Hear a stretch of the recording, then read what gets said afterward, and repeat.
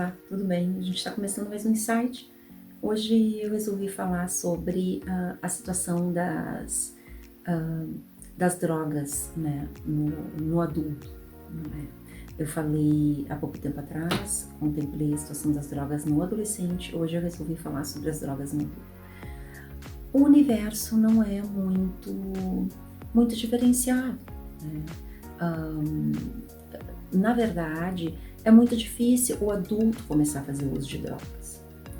Geralmente já vem embasado nessa situação da adolescência, né? Quando a gente tem um adulto na fase, quando o adulto se apresenta com diagnóstico de uso de aditos, né, drogas, especificamente droga que a gente está falando, né, nós temos sim uma continuidade, geralmente uma continuidade já tendo início na adolescência. Né? É muito difícil um adulto fazer uso de uma droga assim, começar tardiamente, começar na fase adulta ao uso. Né?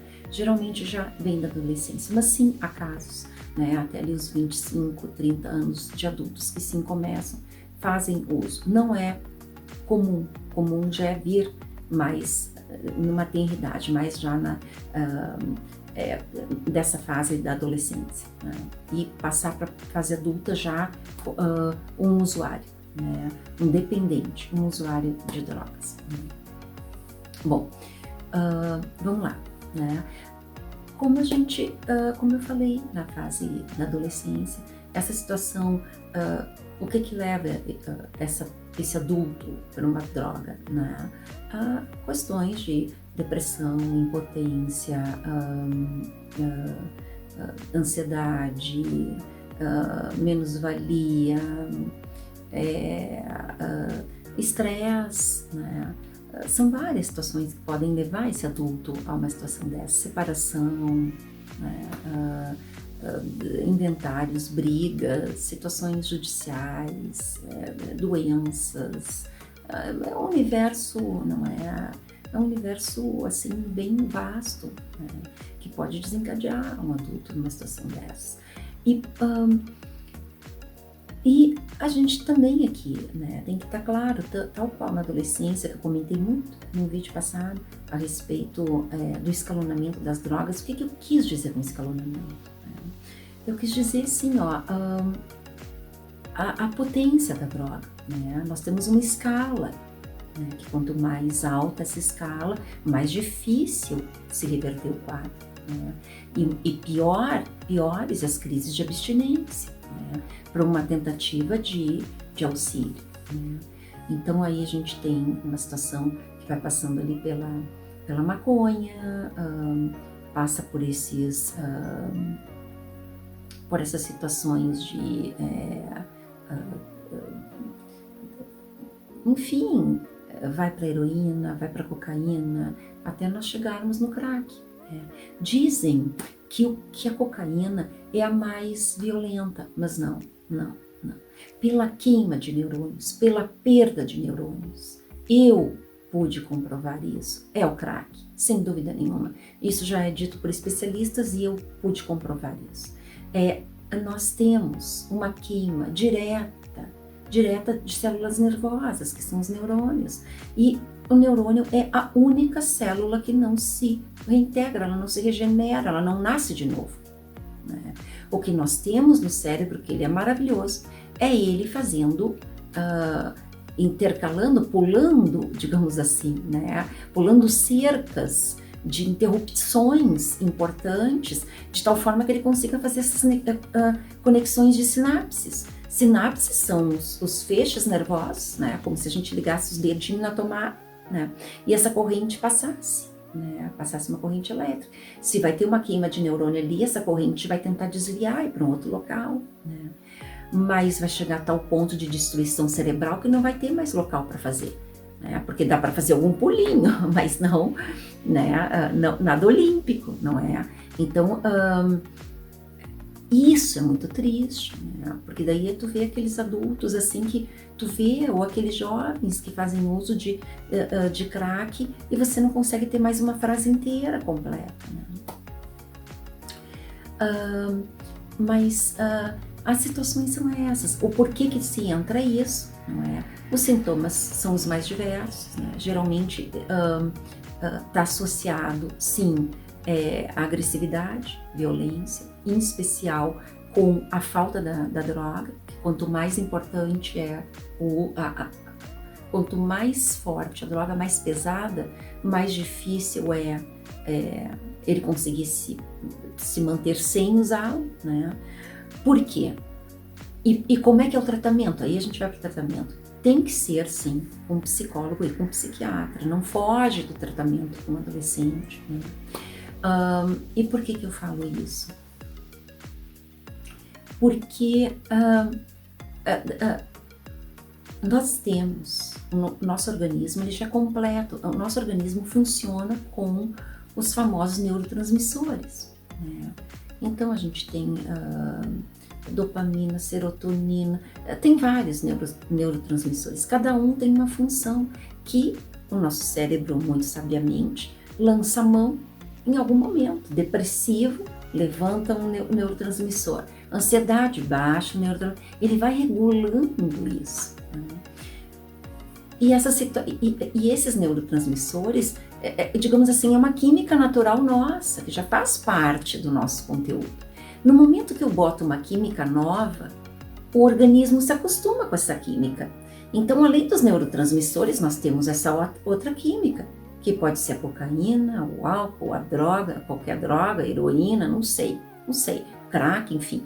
É uma nova droga que está ali, né? O corpo entendeu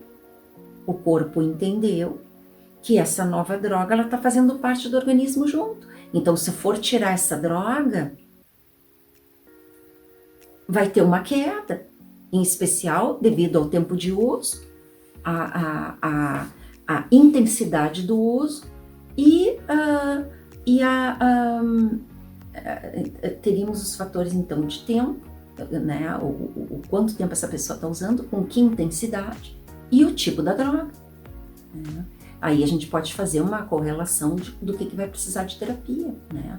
Tanto de terapia, que geralmente vai para uma comportamental, porque a gente precisa de uma solução imediata, e por que a minha, da área de psicanálise, né, de psicoterapia psicanalítica, não é tão indicada, porque eu preciso de um alívio imediato. Eu estou lidando com química. Então não é uma pessoa construída inteira na minha frente. Eu estou lutando contra uma química. E essa química está fazendo um efeito mais rápido do que o que eu vou poder oferecer. Eu não vou poder acelerar desse jeito. O comportamental pode. A linha comportamental é específica para o uso de drogas. Eu acredito até que seja essa dos alcoólatras anônimos, drogados anônimos, alguma coisa assim. Se não me engano, é esse tipo de terapia que eles se utilizam. Precisa alívio imediato. Essa pessoa mal e mal vai poder se dar conta, porque eu estou lutando contra uma química, né? E ela está sofrendo nesse meio tempo, com abstinência, crises importantes. Então, como é que eu vou trazer essa pessoa para tentar um aspecto inconsciente? Sabe? A gente tem que pegar no consciente dela ali rápido, né? Então, isso é importante, né? O escalonamento da droga, a importância, né, do tempo do uso, né? E essas situações de abstinência são horrorosas, né? São muito pesadas mesmo. E para você tirar essa droga ilícita, você vai ter que colocar uma lícita, porque nós vamos ter o quê? Que fazer um ajuste nesse corpo. Por isso, então, que entra um psiquiatra nesse momento, porque há necessidade desse controle medicamentoso. No momento que eu estou tirando alguma coisa, eu tenho que equilibrar, eu tenho que repor uma coisa saudável, não é? Então, por isso, essa situação da droga é muito clara.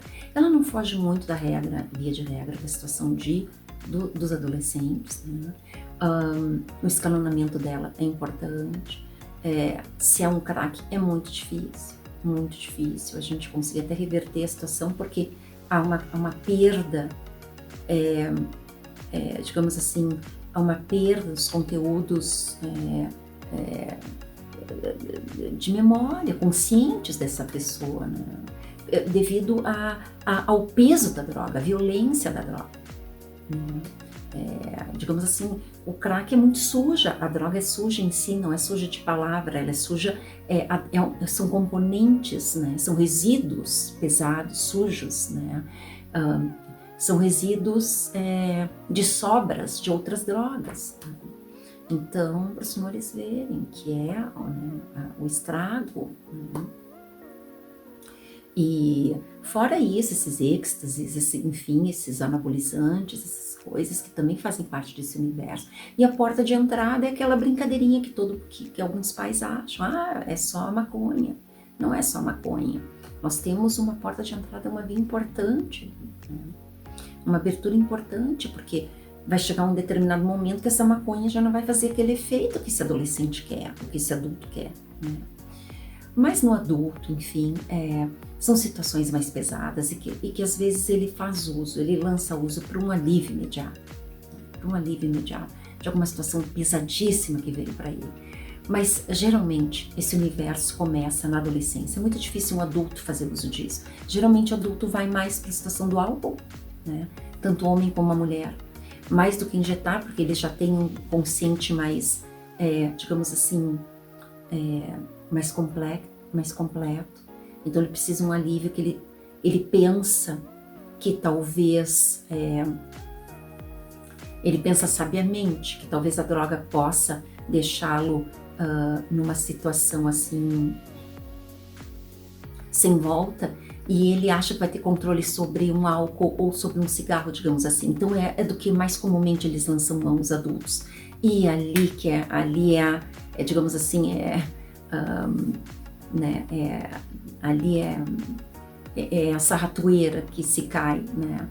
Não, a droga talvez eu não consiga controlar, mas o álcool eu consigo, então eu vou lançar o uso porque eu não estou muito legal.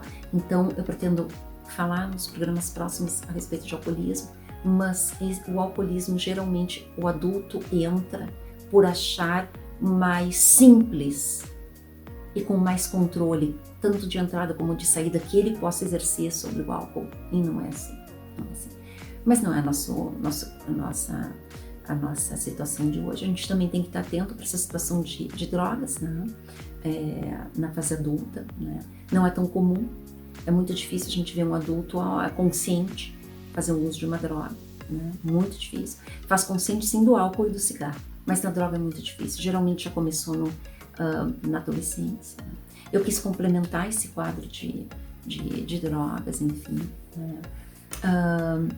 E por que a cocaína não é tão pesada quanto é pesada, claro, mas não é tão violenta quanto o crack? Porque o crack, a queima de neurônio na hora, é na hora. Não é? Nós temos as perdas na hora. E a cocaína não.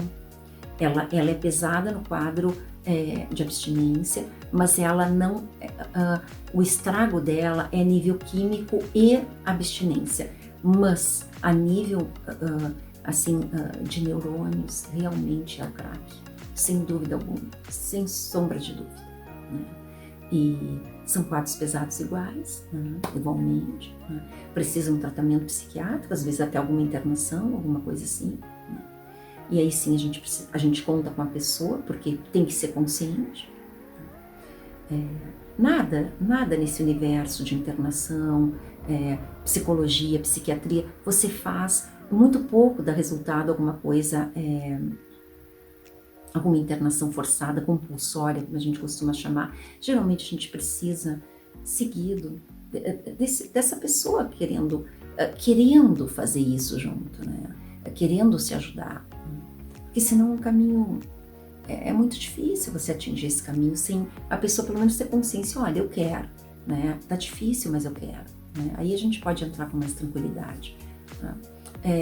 Geralmente o adulto procura assim consultório, bem mais tranquilamente do que um adolescente, né? Porque o adolescente é levado a isso, para situações de grupo, enfim, aquilo que a gente já conversou.